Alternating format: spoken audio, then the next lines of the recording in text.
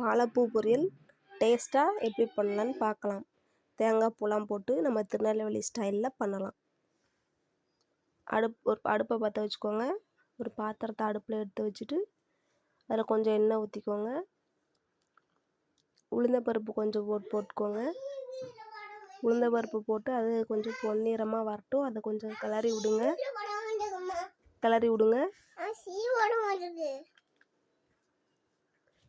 அப்புறம் கொஞ்சம் கடுகு ஆட் பண்ணிக்கோங்க. கடுகு ஒரு சிட்டிகை அளவு நம்ம எப்போவுமே தாளிக்கிறதுக்கு எவ்வளோ போடுவோமோ அதே மாதிரி கடுகு போட்டு கடுகு வந்து கொஞ்சம் நல்லா வெடித்து வரட்டும். நல்லா வெடிக்கட்டும். கடுகு பொரிஞ்சு நல்லா வரட்டும். அந்த உளுந்தம்பருப்பு கொஞ்சம் கலர் மாதிரி வரட்டும். வந்ததுக்கப்புறம் வெங்காயம் கொஞ்சம் அரிஞ்சு வச்சுக்கணும். சின்ன வெங்காயம் அரிஞ்சு வச்சுக்கிட்டு அந்த சின்ன வெங்காயத்தையும் போட்டு அதை கொஞ்சம் நல்லா கலர் மாதிரி வரட்டும். சின்ன வெங்காயம் போட்டோம்னா நல்லா டேஸ்ட்டாக இருக்கும். சின்ன வெங்காயம் அந்த வாழைப்பூக்கு பார்த்திங்கன்னா கொஞ்சம் டேஸ்ட் நல்லாயிருக்கும் அதை சாப்பிட்றப்ப. ஆனால் வாழைப்பூ வந்ததுக்கப்புறம் சின்ன வெங்காயம் நல்லா டேஸ்ட்டாக இருக்கும். அதை ட்ரை பண்ணி பாருங்கள். வாழைப்பூ க்ளீன் பண்ணி வச்சுருப்போம். அதை எடுத்து கொஞ்சம் கொட்டி அதையும் கிளறி விடுங்க.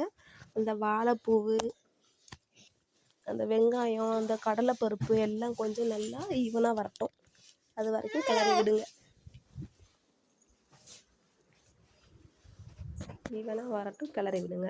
அப்புறம் கிளறினதுக்கப்புறம் கொஞ்சம் மூடி போட்டு மூடி வச்சுக்கோங்க. ஒரு 5 நிமிஷம் கொஞ்சம் வேகட்டும். அதுக்கு நம்ம மசாலா ரெடி பண்ணிக்கலாம்.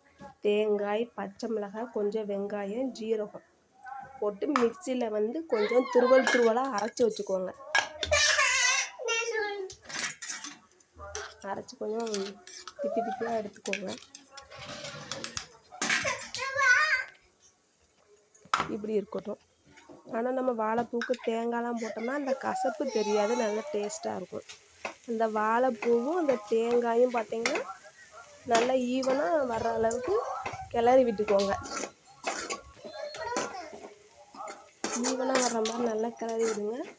கிளறி விட்டிங்கன்னா நல்லாயிருக்கும். அதை சாப்பிட்றதுக்கு இன்னும் டேஸ்ட்டாக இருக்கும். அப்புறம் கொஞ்சமாக வந்து இந்த கலர் ஒரு மாதிரி வாழைப்பூ வந்து கருப்பாக ஆகிடும் நம்ம க்ளீன் பண்ணி வச்சாலுமே. அதுக்கு மஞ்சத்தூள் கொஞ்சம் போட்டுக்கோங்க. மஞ்சத்தூளும் கொஞ்சம் போட்டுட்டு நல்லா க்ளீன் பண்ணி விட்டோம்னா நல்லா கிளறி விட்டோம்னாக்கா அந்த தேங்காய், அந்த வாழைப்பூ எல்லாமே நல்லா ஒன்று போல் வந்துடும். ஒன்றா வந்துச்சுன்னா பார்க்கறதுக்கே நல்லாயிருக்கும், சாப்பிட்றதுக்கும் டேஸ்ட்டாக இருக்கும். நாங்கள் எங்கள் ஊர் திருநெல்வேலியிலே இப்படி தான் வாழைப்பூ பொரியல் பண்ணுவோம். நீங்கள் எப்படி பண்ணுவீங்கன்னு கமெண்டில் சொல்லிட்டு போங்க. அப்புறம் கடைசியாக உப்பு போடணும். ஃபஸ்ட்டே போட்டோம்னா கொஞ்சம் துவர்ப்பாயிடும். அதனால வாழைப்பூ போட்டு நல்லா